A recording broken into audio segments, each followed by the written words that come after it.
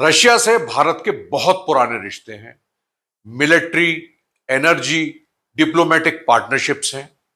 America under the cover of Ukraine war Russia पर sanctions चाहता है।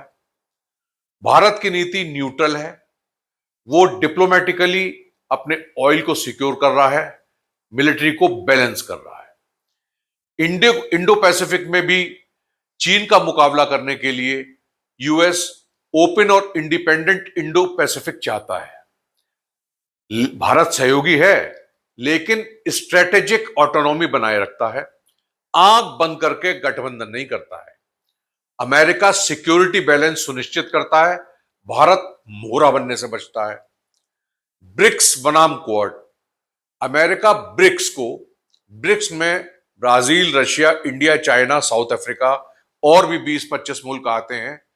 इसको जो है एक ग्रुप के रूप में देखता है जिसकी डोमिनेंस वो रशिया की और चाइना की मानता है, जो वेस्टर्न डोमिनेंस को चैलेंज दे रहा है। भारत ब्रिक्स का इस्तेमाल ग्लोबल साउथ के साथ रिलेशंस को स्ट्रांग करने और ब्रिक्स के भीतर चीन का मुकाबला करने के लिए करता है।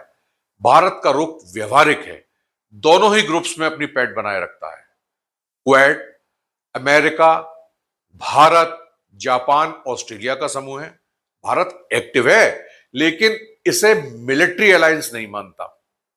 भारत इंडो पैसिफिक सिक्योरिटी का समर्थन करता है, लेकिन चीन को बहुत ज्यादा उकसाने से बचता है। चीन पर अमेरिका खुला ट्रेड और टैरिफ वॉर कर रहा है। वो खुले रूप से टकराव कर रहा है। वो मिलिट्री और इकोनॉमिकली दोनों तरीके से उसको कन्फ्रंट कर रहा है। इंडिया के चाइना के साथ बॉर्डर डिस्प्यूट हैं, लेकिन डिप्लोमेटिक पेशेंस के साथ भारत बॉर्डर्स पर रेजिस्ट करता है, गहरे टकराव से बचता है और सोची समझी रणनीति के साथ व्यापार भी करता है। अमेरिका का ध्यान मिडिल ईस्ट में इजराइल पर, मिडिल ईस्ट पर, ईरान पर कंट्रोल करना और उनके ऑयल पर कंट्रोल करना है।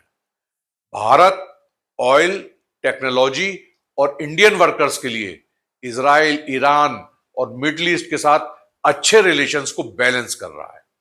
एनालिसिस, अमेरिका के लिए नैरेटिव बनता है कि वहां डेमोक्रेसी पर डिक्टेटरशिप हावी हो रही है और भारत के लिए प्रेगमेटिक डिप्लोमेसी, ऑटोनॉमस पॉलिसी के साथ सूझबूझ के साथ आगे बढ़ रहा है। एक सुपर पावर है, दूसरी उभरती हुई ताकत है। अमेरिका भारत का व्यापार $200 अरब से ज्यादा है। सहयोग से ही दोनों देशों को फायदा होगा।